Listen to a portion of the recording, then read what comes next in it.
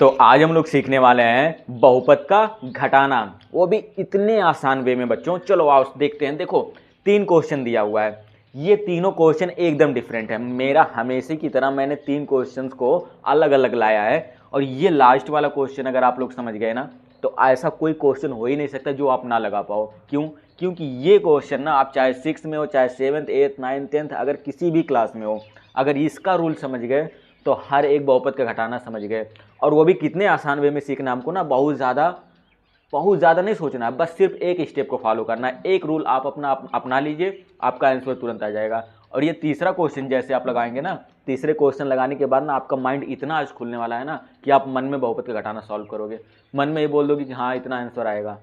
अब चलो देखो वो कैसे, ठीक है। तो ये देखो हमारा 3 क्वेश्चन है। देखो बुक में आपके इस तरह से दिया होगा, ठीक है। इसमें से इसको घटाओ, ठीक है। इंग्लिश में दिया हो रहेगा, फ्रॉम लिखा रहेगा। फ्रॉम मतलब से मतलब घटाना, ठीक है, इंग्लिश में, ठीक है। और हिंदी में से मतलब घटाना होता है। देखो इस तरह से, जैसे आप छोटे क्लासों में पढ़ते नहीं थे, एक रूल था कि कहीं पे लिखा रहता 10 - 6, ठीक है, इस तरह से लिखा रहता था। तो आप क्या करते थे, देखो 10 के आगे कोई सिंबल नहीं है ना। सिंबल मतलब चिन्ह होता है। जैसे इसके आगे कौन सा चिन्ह है, घटाने का, इसके आगे कोई चिन्ह नहीं है ना। तो जब कोई चिन्ह नहीं रहता तो प्लस का चिन्ह छिपा रहता है। तो आप क्या करते थे, 10 ऐसे लिखते थे और नीचे लिखते थे 6 और घटाने का चिन्ह लगा देते थे। 10 में से 6 गया 4। अब कोई चिन्ह नहीं है तो कौन सा चिन्ह है, प्लस का। तो एक चीज़ याद रखना, इसमें कोई भी अगर क्वेश्चन आप सॉल्व करोगे, कोई भी, देखो ये पहला बहुपद है, ये दूसरा बहुपद है, तो इसमें एक एक छोटे छोटे पद हैं, कितने कितने टर्म्स, जिसको इंग्लिश में बोला था टर्म्स। देखो कितने टर्म्स हैं, 1 2 3 टर्म्स है ना। इस प्लस से पहले एक टर्म, प्लस के बाद दूसरा टर्म, और प्लस के बाद तीसरा टर्म। ये टर्म को इसके साथ घटाना है। और घटाने का रूल क्या होता है, आपको ये जो लास्ट में नहीं दिख रहा है, इसको बोलते हैं चर और इसको बोलते हैं अचर। मतलब कोई भी संख्या जिसका मान बदलता रहे, जैसे x का मान कभी 5 आता है, 6 आता है, 8 आता है, 10 आता है। तो कोई भी अगर मान लो आपका x का वैल्यू है जिसका मान हमेशा बदलता रहे, उसे हम चर बोलते हैं, ठीक है। कोई भी पद हो, क्या बोलेंगे, चर। और जिसका मान कभी ना बदले, जो हमेशा कांस्टेंट हो, हमेशा नियत हो, जैसे 2 हमेशा 2 ही रहेगा, 4 हमेशा 4 ही रहेगा, तो उसको क्या बोलते हैं हम लोग, उसको हम लोग बोलते हैं कांस्टेंट, मतलब अचर पद बोलते हैं। तो इस तरह से x y z a b c d जो मिलेगा सब हमारा क्या रहेगा, हमारा चर रहेगा। और 1 2 3 4 5 6 डॉट डॉट डॉट इनफाइनाइट अनंत तक सभी संख्याएं क्या है, हमारी अचर पद हैं, ठीक है। तो आओ देखो यहाँ पर हमें जो घटाना रहता है ना, घटाने के रूल में या जोड़ने के रूल में हमेशा हम लोग किसको देखते हैं, हम लोग हमेशा देखते हैं अपने चर पद को और उसके ऊपर कितना घात है। बस यही 2 चीज़ देखते हैं। बस क्या देखोगे, चर पद कितना दिया हुआ है और उसके ऊपर घात कितना है। तो वही चीज़ सामने वाले के पास देखोगे कि कहाँ पर है, तो उसी के साथ उसको घटाओगे। तो जैसे यहाँ पे x के पावर कितना घात है, ऊपर वाली संख्या को बोलते हैं घात, यानी कि इंग्लिश में क्या बोलते हैं, पावर। तो इसके ऊपर कितना घात है, x के पावर 2, तो x के पावर 2 ये इससे घटेगा। तो आपको करना कुछ नहीं है, बस सिंपल तरीके से छोटे क्लासों की तरह अपने क्वेश्चन को लिख लो, ठीक है। ये यहाँ पे लिख लो और ये उसके नीचे लिख लो, और कुछ नहीं करना। बस ध्यान से देखो, इस तरह से बच्चों लिखा हुआ है 5x² + 3x + 2, ठीक है, इतना लिख लिया ना। अब ये सामने वाला पद इसके नीचे लिख लो। तो लिख लो क्या लिखा हुआ, 2x² + 4x फिर +1, ठीक है, इतना लिख लिया ना। अब देखो छोटे क्लासों में क्या करते हो, जोड़ने के लिए, घटाने के लिए एक रेखा खींचते हो इस तरह से, ठीक है, इस तरह से एक रेखा खींचते हो, इतना खींच लोगे ना। अब देखो क्या करना है, सिंपल है, घटाना है ना, तो घटाने का चिन्ह लगा लो, ठीक है, घटाने का चिन्ह लगा लो। और आपको एक स्टेप खाली याद रखना है, बस सिर्फ एक स्टेप याद रख लो, मैं जो बताने जा रहा हूँ सब लग जाएगा। सिर्फ आपको करना क्या है, जब भी आपको किसी पद में से दूसरा पद घटाना होगा, याद रखो, जब भी किसी पद में से दूसरा पद घटाना रहेगा तो ये पूरा पद माइनस हो जाएगा। पूरा पद क्या हो जाएगा, माइनस हो जाएगा, चिन्ह बदल जाएगा। अगर प्लस में है तो माइनस में हो जाएगा सब, और अगर माइनस में है तो प्लस में हो जाएगा। सिर्फ चिन्ह उल्टा होगा और कुछ नहीं। चिन्ह को आपको उल्टा कर देना है, जहाँ प्लस वहाँ माइनस कर देना है, जहाँ माइनस वहाँ प्लस कर देना। क्यों? क्योंकि ये माइनस का अंदर जब गुणा होगा ना, तो ये प्लस में कोई चिन्ह नहीं, तो इसका मतलब प्लस का चिन्ह छिपा हुआ है, तो इसका मतलब ये क्या हो जाएगा, प्लस से माइनस हो जाएगा। फिर माइनस का गुणा इस प्लस में होगा तो क्या हो जाएगा, माइनस हो जाएगा। क्योंकि आपको पढ़े हो आप लोग ना कि कभी भी माइनस का गुणा किस में होता है, प्लस में होता है, तो क्या हो जाता है, माइनस हो जाता है। तो इस तरह से ये जब माइनस का अंदर मल्टीप्लाई होगा तो सब चिन्ह क्या हो जाएगा, माइनस। और इतना लंबा नहीं समझना है ना, तो करो क्या, सभी चिन्ह को उल्टा कर दो। तो देखो ये माइनस है ना, तो इसका जब अंदर गुणा हो जाएगा तो सब चिन्ह उल्टा हो जाएगा। और एक चीज़ याद रखो, जब भी कोई संख्या इसमें लिखा जाता है ना, तो हर एक चिन्ह को दिखाया जाता है। अगर कोई चिन्ह नहीं दिख रहा है ना, तो इसका मतलब प्लस का चिन्ह होता है। तो देखो यहाँ पे कोई चिन्ह नहीं है ना, तो चिन्ह छिपा रहता है। वो चिन्ह क्या है, प्लस का चिन्ह है। ये चिन्ह छिपा रहता है, दिखाई नहीं जाता। तो हमें चिन्ह क्या करना, बदलना है। तो देखो यहाँ प्लस का चिन्ह क्या हो जाएगा, माइनस हो जाएगा। यहाँ पे प्लस का चिन्ह क्या हो जाएगा, माइनस हो जाएगा। यहाँ पे प्लस का चिन्ह क्या हो जाएगा, माइनस हो जाएगा। मतलब चिन्ह बदल जाएगा, जहाँ प्लस है वहाँ माइनस हो जाएगा। अगर माइनस कहीं पे मिल गया तो प्लस हो जाएगा। सिंपल है ना। अब देखो क्या करना है, हमें ये वाले चिन्ह से नहीं मतलब है, हमें इस चिन्ह से मतलब है।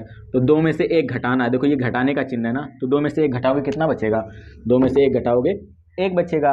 फिर देखो यहाँ पे हमेशा अचर पद से घटाया जाता है। देखो यहाँ पे 3 से 4 घटेगा, ठीक है। ये वाला नहीं, ये वाला तो वैसे का वैसा उतार देंगे अभी हम। तो देखो 3 में से कौन घटेगा, घटेंगे, माइनस का चिन्ह लगा हुआ ना, तो माइनस वाला ही घटता है। मतलब जिसमें माइनस का चिन्ह लगा वही घटेगा।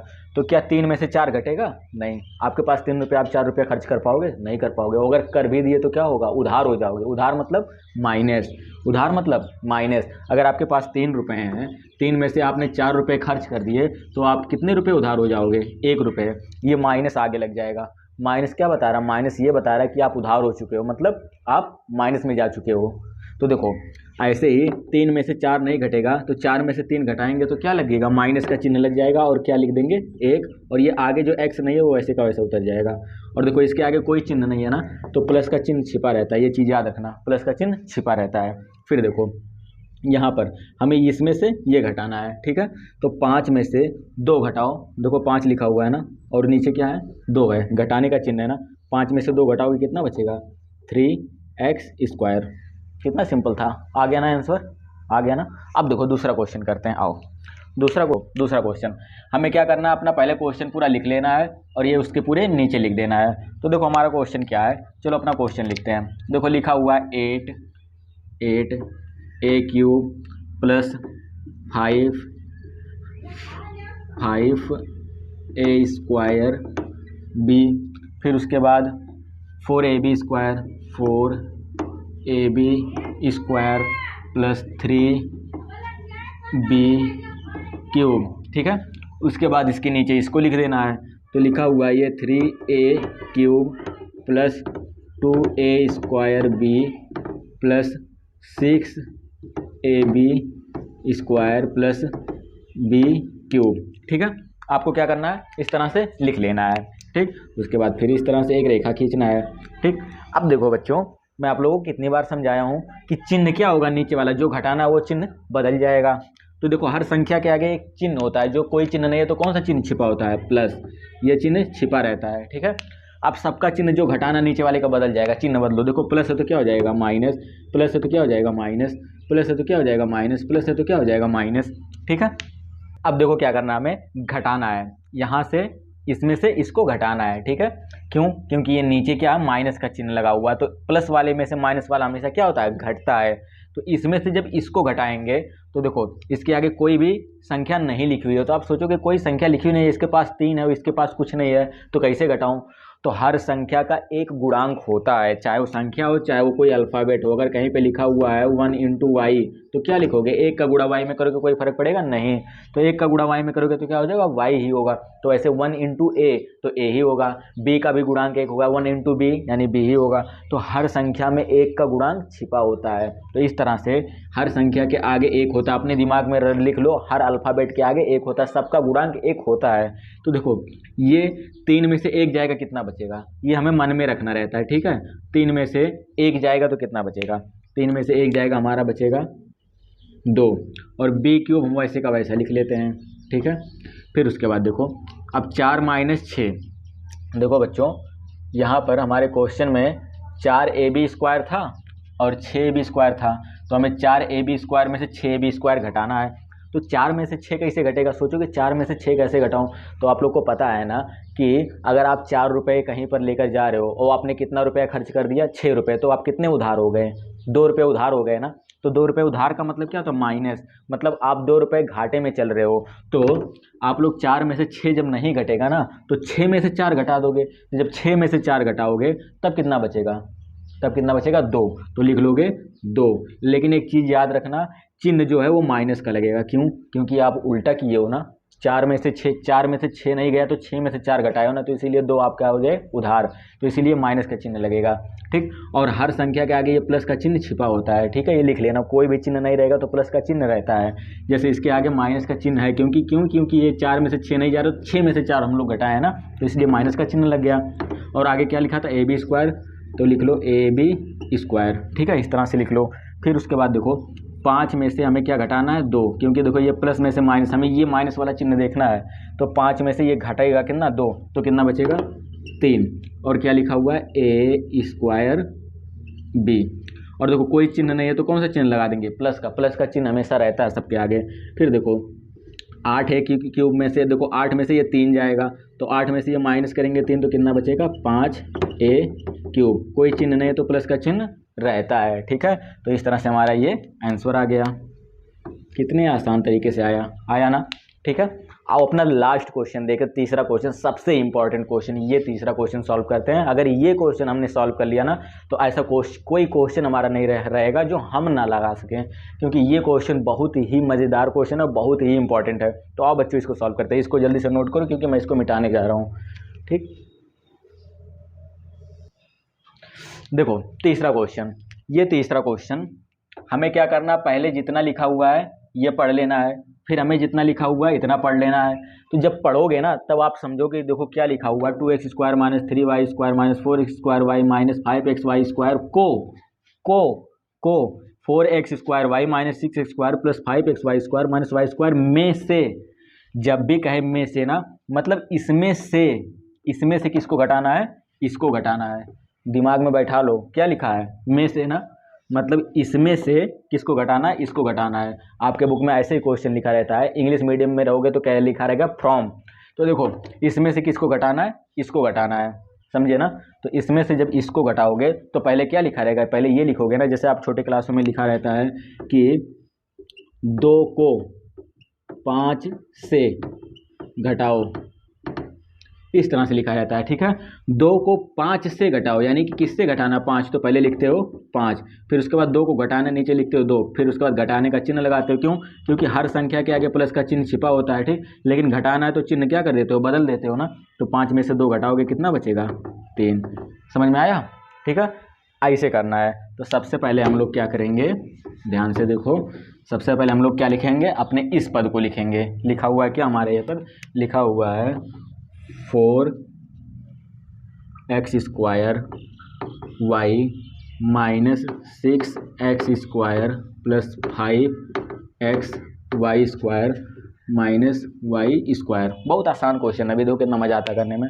4x² y 6x² + 5y² + 5xy² - y²। ठीक, अब देखो इसके पहले पद को देखना है, इसका जो चर पद है वो, इसमें चर पद कहाँ से मैचिंग हो रहा है, यही चीज़ यहाँ पे ध्यान देना है। देखो इसमें x² y लिखा है ना, तो इसमें हम लोग को ढूंढना है कि x² y जहाँ लिखा रहेगा ना वही उसके नीचे लिखना है। तो देखो यहाँ पे लिखा हुआ है x² y यहाँ पर, तो ये वाला पद इसके नीचे रहेगा। क्यों? क्योंकि जिसका देखो ये सेम जो जिसका चर पद है ना, उसी चर के पद के नीचे लिखना है, ये चीज़ याद रखना। ठीक है, तो बच्चों लिखते हैं, देखो x² y इसमें कहाँ है, इसमें है ना, तो लिखा हुआ -4x² y। फिर उसके बाद देखो लिखा हुआ है 6x²। फिर इसको देखते हैं x² कहाँ पर है, तो x² हमारा x² यहाँ पर है। देखो यहाँ पे, तो इसके आगे कोई चिन्ह नहीं है, तो कौन सा चिन्ह रहता है, प्लस का चिन्ह रहता है, याद रखना। तो इसलिए यहाँ पे लिखेंगे प्लस, क्या लिखा हुआ है 2x²। कोई चिन्ह नहीं रहेगा तो प्लस अपने से लगाते हैं हम लोग। फिर उसके बाद देखो लिखा हुआ है 5xy²। ठीक है, 5x² y², तो इसको देखना है xy² कहाँ पर लिखा है, xy² यहाँ पे लिखा है। ठीक है, तो ये वाला पूरा पद इसके नीचे लिखेंगे, तो क्या लिखा हुआ -5xy²। ठीक है, अब देखो यहाँ पर देखना y² कहाँ पर है, y² वाला यहाँ पे लिखा हुआ है। ठीक है, तो यहाँ पे लिखेंगे माइनस, क्या लिखा हुआ है 3y²। स्क्वायर। ठीक है, अब हम लोग को क्या करना है, घटाना है। तो घटाना है बच्चों, मैं अभी आप लोगों को बताया हूँ, कभी भी आपको घटाना रहेगा ना तो आपको क्या कर देना, चिन्ह को उल्टा कर देना। प्लस है तो माइनस, माइनस है तो प्लस, बस चिन्ह को उल्टा करना है। तो चलो करके देखते हैं। देखो यहाँ पे लिखा हुआ कौन सा चिन्ह है, इसके आगे कोई चिन्ह नहीं तो कौन सा चिन्ह रहेगा, प्लस का चिन्ह रहेगा। ठीक है, तो ऐसे ऐसे जहाँ चिन्ह नहीं रहता हम खुद से प्लस का चिन्ह लगाते हैं। अब जिसको घटाना रहता है ना, नीचे वाले पद को हम लोग का चिन्ह क्या कर देते हैं, उसका उल्टा कर देते हैं। तो ध्यान से देखो, ये माइनस का चिन्ह तो कौन सा चिन्ह हो जाएगा, प्लस। ये प्लस है तो क्या हो जाएगा, माइनस। चिन्ह बदलना, ये माइनस है तो क्या हो जाएगा, प्लस। ये माइनस है तो क्या हो जाएगा, प्लस। ठीक है, अब चलो घटाते हैं। जिसके आगे माइनस का चिन्ह रहेगा वही घटेगा।